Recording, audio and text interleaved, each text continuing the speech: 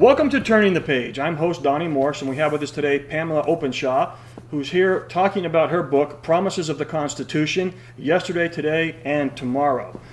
Pam, I know you worked as a school teacher for a year, and in my experience, our children just aren't receiving the kind of education on the Constitution I received as a kid, and it's just getting watered down and weakened. It's almost as if hardly taught at all, in fact.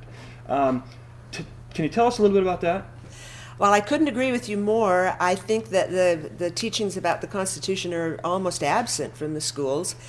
I had families and children very much in mind as I wrote the book. Children have very short attention spans, we all know that. And so when I wrote the book, I wrote it in very short segments.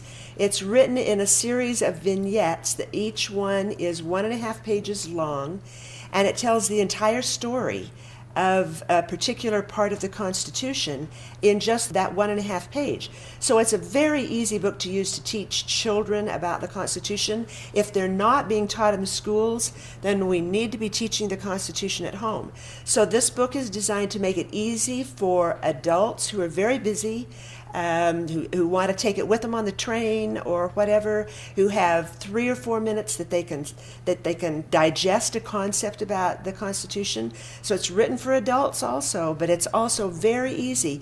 Families can sit down together and read together one of the vignettes in the book, and parents have taught a concept about the Constitution. So yes, I very much agree the schools are deficient in teaching the Constitution, and therefore parents must.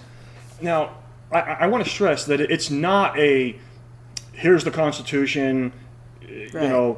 You're not going to sit down and learn. You have to be 36 years old to be president, and the check marks, of the Constitution type thing. You're going to learn about the history or the ideals of the Constitution and why those are important. Is Right. that? Right. I teach a lot through stories because I think the stories are interesting. For instance, there's the story of Henry Knox retrieving the cannon from Fort Ticonderoga, which helped Washington one of the major battles of the war. He went through immense hardship to get to these cannon, and the things that he went through were absolutely amazing.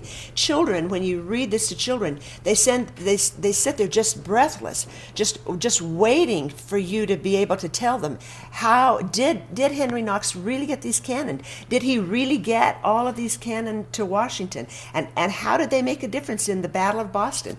Children love the book.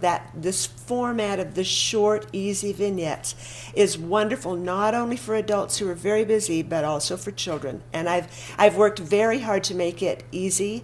I'm the mother of 8 children, and I have grandchildren now, and so I have worked hard to make that a book that children would love as well as their parents.